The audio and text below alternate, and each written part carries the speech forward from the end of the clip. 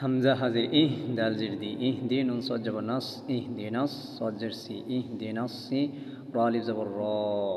এক আলিফ র আলিফ জবর এক আলিফ র ইহ দিনাস সি র ত লাম জবর তল ইহ দিনাস সি র তল মিম সিন পেশ মুস্তা জবর তা মুস্তা কফি হাজির কি মুস্তাকিম মিম জবর মা মুস্তাকিমা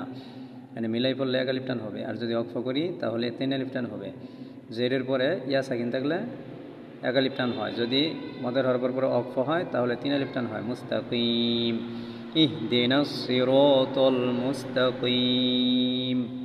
সদ জের সি র আলিফ জবর র সিরাত লাম জবর তল সিরাতাল লাম জবর লা সিরাতাল লা জালিয়া জির জি সিরাতাল লাযী নুন জবর না সিরাতাল লাযীনা হামজা নুন জবর আন আইন মিম জবর আম আন আম তা জবর তা আন আম তা আইন জবর আলাম ইয়া জবর লাই আলাই হামিম জের হিম আলাইহিম আন আম তা আলাইহিম সির এখানে র টান হবে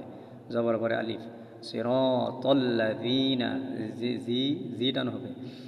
জালিয়া জির জি জেরের পরে ইয়া সাকিন জেরের পরে ইয়া সাকিন এটা মনে রাখবেন জেরের পরে ইয়া সাকিন থাকলে টান করে পড়তে হয়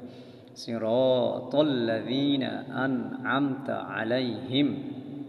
গয়ন ইয়া জবর গয় রলাম জের রিল গয় রিল গয়ন ইয়া জবর গয় রলাম জের রিল গয় রিল মিম গয় জবর মগ গয় রিল মগ দত ওয়াফিস দু বাজির বি গয় রিল মগ দু বি এই পেশের পরে ওয়া সাকিন তাহলে জবর পরে আলিফ জেরের পরে ইয়া সাকিন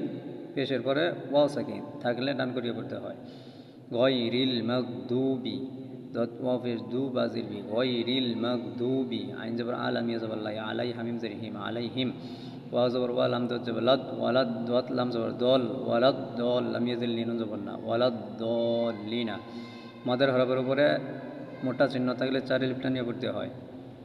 ওয়ালাদ দলিনা গায়রিল মাগদুবি আলাইহিম ওয়ালাদ